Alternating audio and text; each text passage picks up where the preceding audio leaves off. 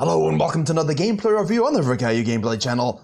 And on this one we have Kindred once again purely because Riot keep buffing them.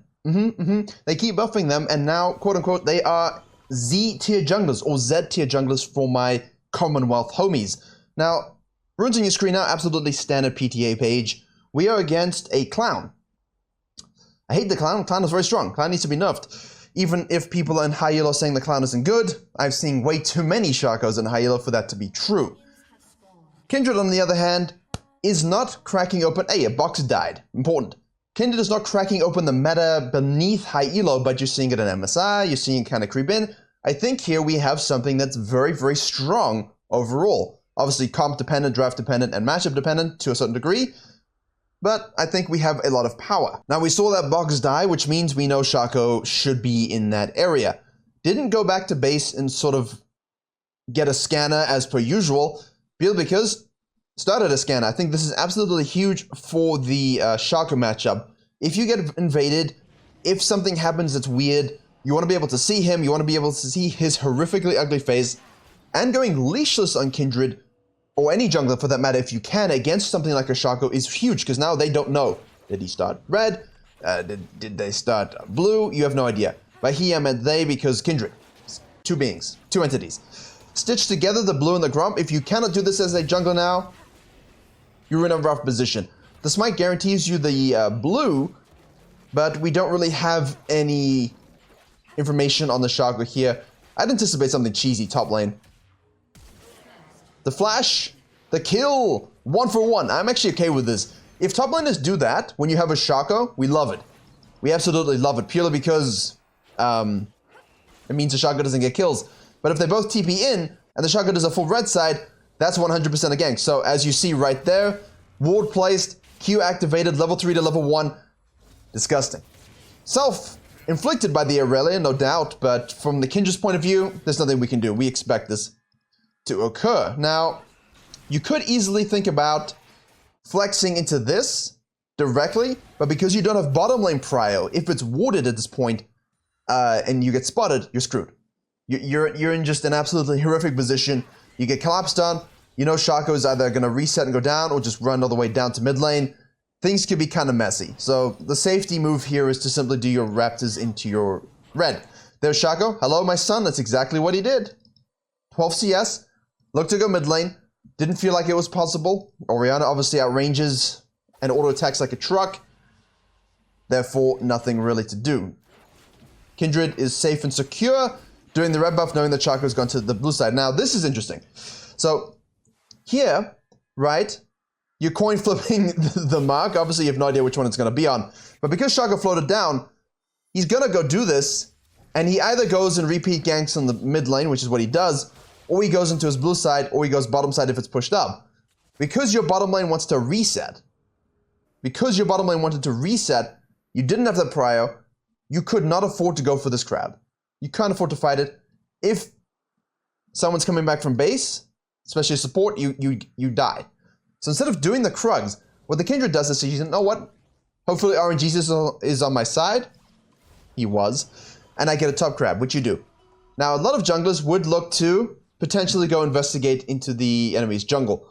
I think here we know full well that the Shaco would not have gone red Krugs. I think this is a huge miscalculation by our challenger jungler here.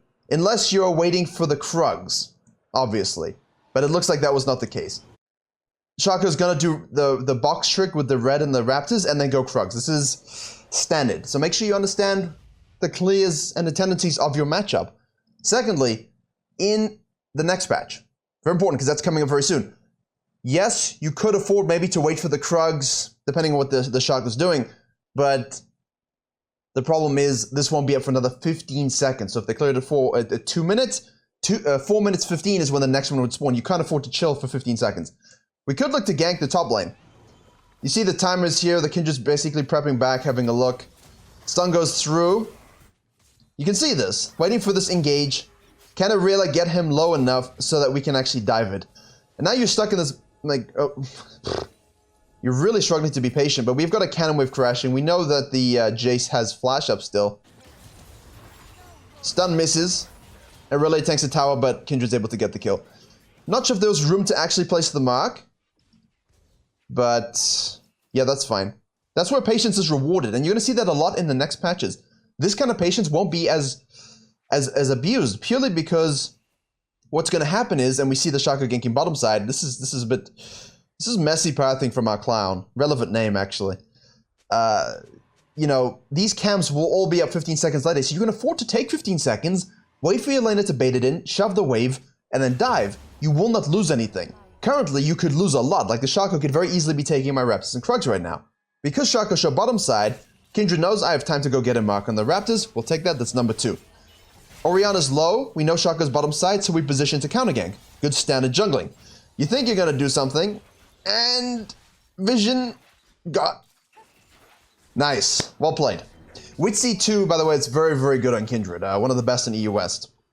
So if you've ever watched Kindred reviews for your own gameplay improvement, you have watched this player 3 times challenge and now 3 years in a row, so can't get much better than that in terms of knowing the champion. This is a good back spawn when the wave is pushed up to the tower because you don't get detected. It's the same thing bottom side. You see Koreans a lot of the time, they'll push the wave after bottom lane gank and they just go back right on the spot. Any sort of minute advantage in a timing cadence to get back on the map for tempo control, huge. And now Rella, because of your gank, is starting to do a really... she's not quite full build, right? She's almost got the Vampiric Scepter. That's fine. So Kindred here decides, you know what? There's a crab spawning topside. If Shaco ganked bottom side, right? And he tried to gank mid lane and he died, and he hadn't been topside in a while, he must have blue side camps respawning. He's going to go out of base to his topside to get his red Krugs Raptors. There is an RNG crab spawning, as we can see on the map, showing the mark will go to that. What we can do then is buy it a little bit of time, right? And maybe even look to sneak a dragon if you have bottom lane prior, but again, they don't have prior, so you're basically stuck just farming here. I'm assuming picks Tribush is warded, or at least the river, yeah. That should always be so. And now because the blue's respawning, I think you can kind of bait the Shaco into saying, yes, take my blue. I will simply take the dragon. Ah, did you see that? Did you see it? He wasn't interested. He just took the rest of the Raptor camp. And right there, that little spotting, huge. That's why you see me always looking down, big screen, I'm staring at the map. I don't need to look at the dragon. Of course, I'm not in game, so I don't need F keys. Not that I can do that very well, I'm old. But the minimap staring, something I can do very well, and I can click on it pretty damn good. Now, you know that the Shaco is going down to his Wolves and Grub. You know that your mark is going to be on this, right? That's why I was talking about it. You know that if the mark spawns on this one here, and the Raptors are still babies alive, not respawning, that when this Grub spawns, the mark will go to that. The problem is you can only go for it if you have prior. So if you took the dragon now and you have huge bot lead and prior, maybe mid lane as well, maybe a Shen, then we can perhaps force, but... You know, you get a 2-for-1 if you have the Shaco marked. Obviously, with Yone marked at the moment, twice in fact, because he's that bad. But nah, it's not worth forcing a huge fight and dying over. The crab, on the other hand, is a documentary talking about the crab's history and its implication on our game. Feel free to watch that. That's interesting, actually. Doesn't do the blue here because you don't need it. You're level 6, and we can hold the waves. Next patch, wave holding gonna be huge. Huge for these level spikes because you're gonna lose. This is great. Just playing with the Shaco. Avoiding him completely. Tracking where he's gonna be. Counter ganking him to kill. Securing the dragon. And now the Herald. Now we can take blue because we can use some mana regeneration after an objective. And now basically you can look to contest this. The lead is big enough now. It's annoying because the Kindred's done such a good job. We're going for Gale Force, by the way. Of pathing way better than the Shaco. But this guy still gets to be 3-1 and 0 because of his champion. Yone's rotating. We saw him leave. Although I've got the wrong things messed up here. Okay, he just backed off. All right, my bad, he backed off. I'm staring. I'll start looking at the HP in the wrong position. Shaco went back to base. Thank you for the free mark, I guess. That's 4. That's a power spike. Jace is there. You could look to trap here. If you're feeling remarkably patient, you could look to trap. Now, unfortunately, Jace decides to TP bottom lane. You have no interrupt anyway. But that's fine. Because Aurelia responded to TP. Crash the wave, use the Herald. It's really easy sometimes, guys. It's really easy.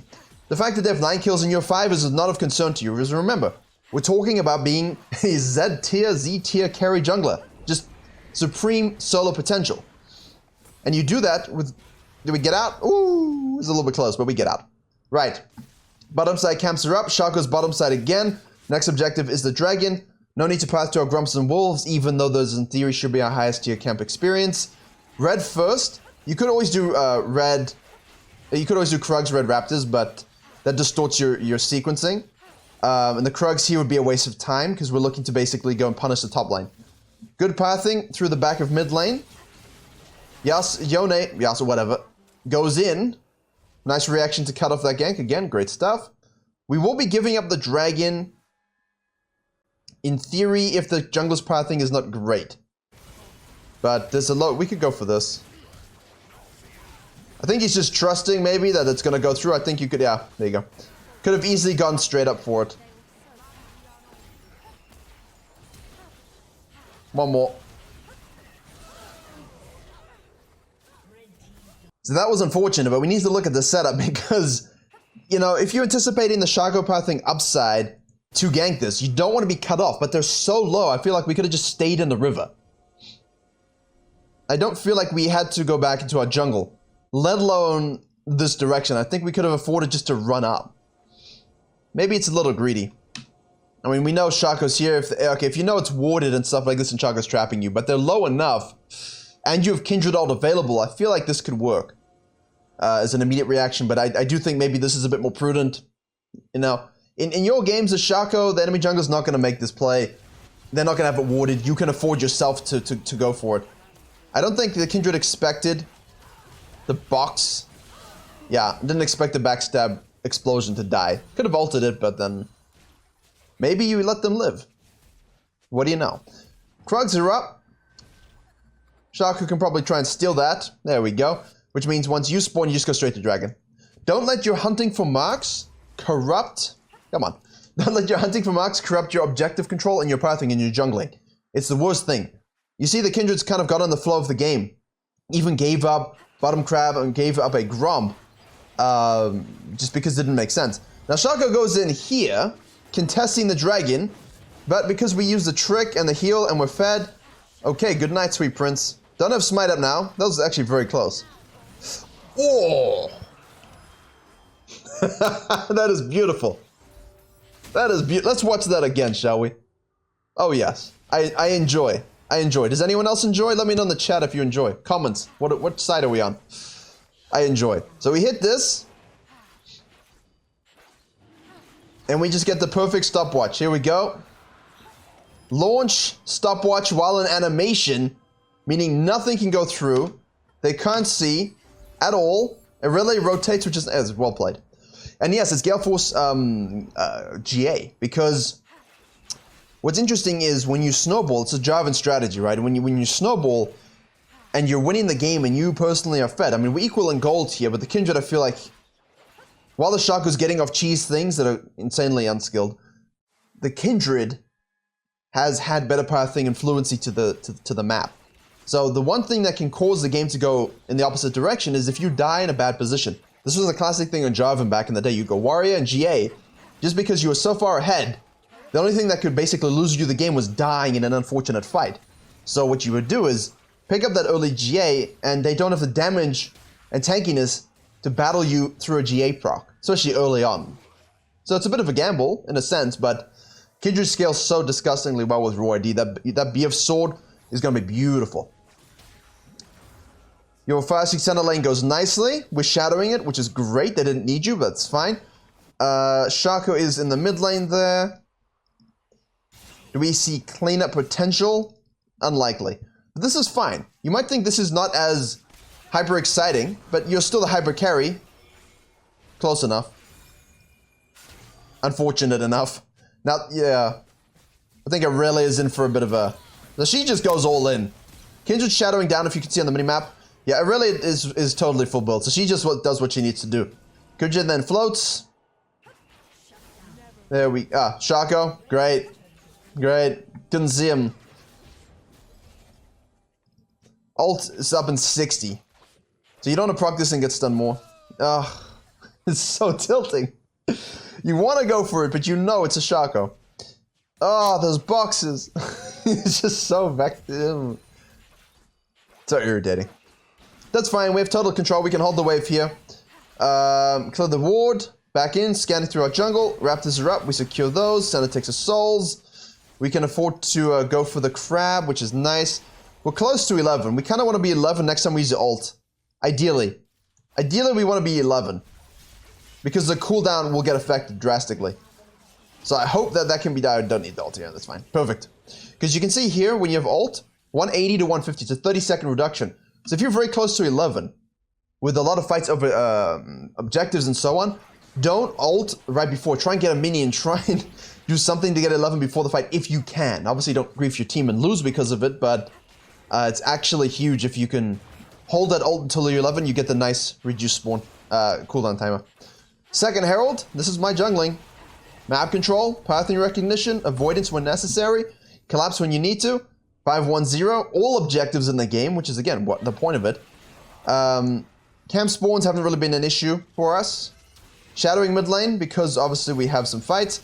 Here's a Shaco, and here's Shaco. Don't hit the creepy, yeah. Once he gets far enough away, the clone will be pulled with him. He queued, we saw that animation of the wall. Okay, so he's, yeah. Don't fall for that.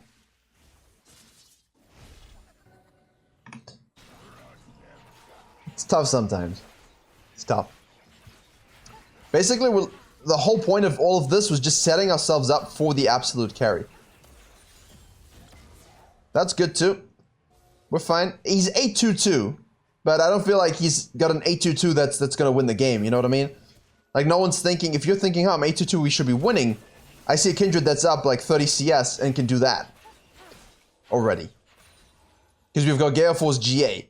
So we don't even need to use the ult. So giving away the dragon here, I don't think you have a choice because it really is topside. She does have TP, but if the Santa's not in a position, she's dead or someone's dead, then that's fine. I don't like giving up that dragon. I would like to have set up the map so that we could have done it, but I realize that sometimes things are just rough in life. We red smite the Kai'Sa, she's dead. Good night.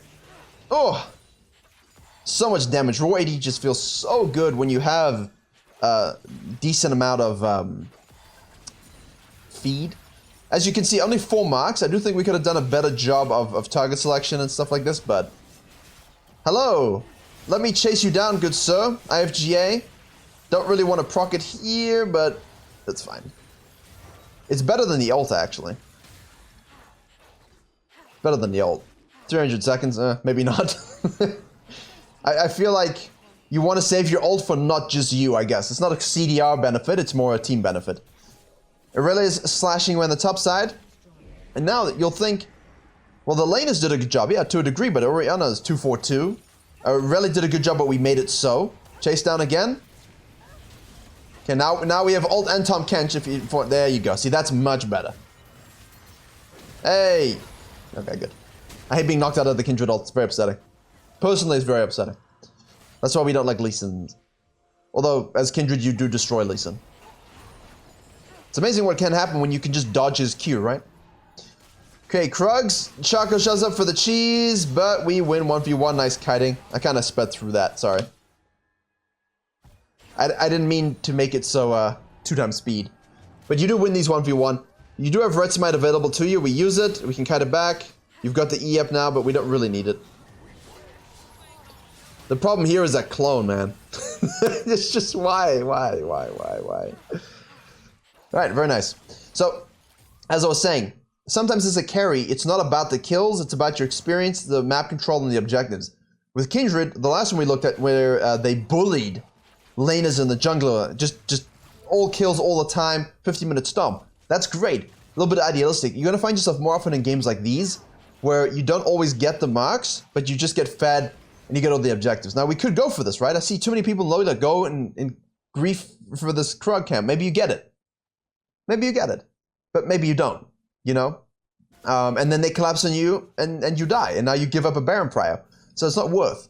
Yeah, we have 6 marks, but I think really the marks don't dictate how powerful Kindred is. I mean, the 4, obviously, that's the main thing, right? For the range increase.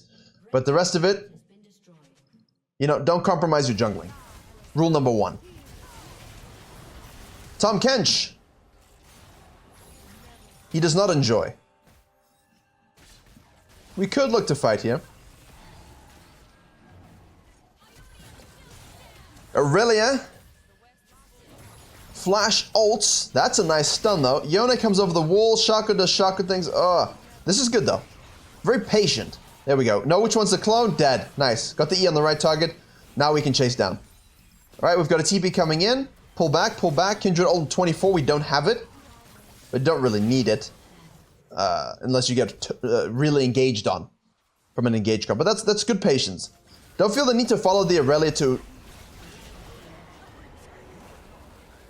Don't feel the need to follow the Aurelia to death. Well then. Perfect. Patience, as I said, wait for the window and then execute. Nicely done. This is a nice measured, controlled game. I like it. It's more indicative of what happens in most of your games if you just have this kind of pathing.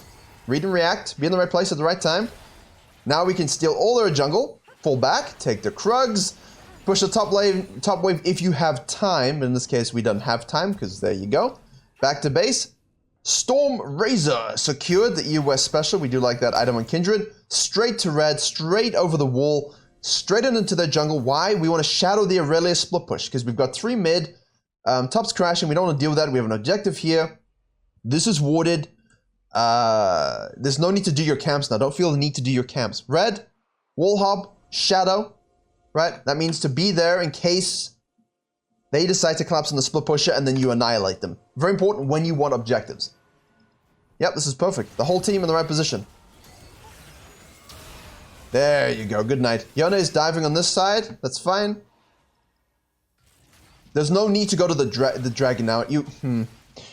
So, if you're looking for the completionist game, yes, you can go to the dragon, you can take it, then you can rotate to the Herald, the Baron.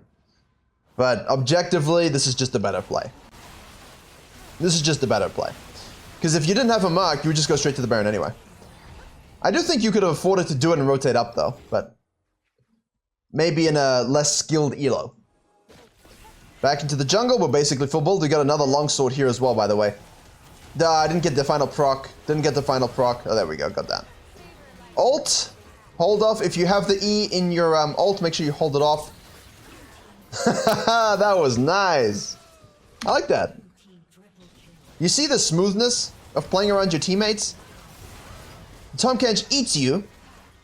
Right? We give consent. Gets disconnected. Flash Q. The sad beef face. Yeah. Nice cleanup. And they should easily be able to end here with the Baron push. So, hopefully you can see that not, 14-1-5 to finish. Your mid lane is 4-5-4. Your top lane is 7-6-1. Your bottom lane is 3-3-6. Your Tahm Kench did a great job on those fights, but really this is a Kindred carry game. The Kindred controlled the game methodically and evenly spaced throughout. There was no hardcore snowball in any phase. Just did all the easy reads, great pathing, took over the game, and that's why people think are the best, one of the best junglers in high elo. Definitely, if you are good with a champion, you can climb with this. Just make sure you're doing everything correctly. Hope you enjoyed it and learned something. Please leave a like, comment, share it if you did. Main channel has a whole bunch of videos. We'll have a new meta coming very soon, so I'll see you on Wednesday. I'll try to get a gameplay out on Wednesday as soon as the patch is live to show you all you need to know about how to win with the new spawn timers, new smite, and etc.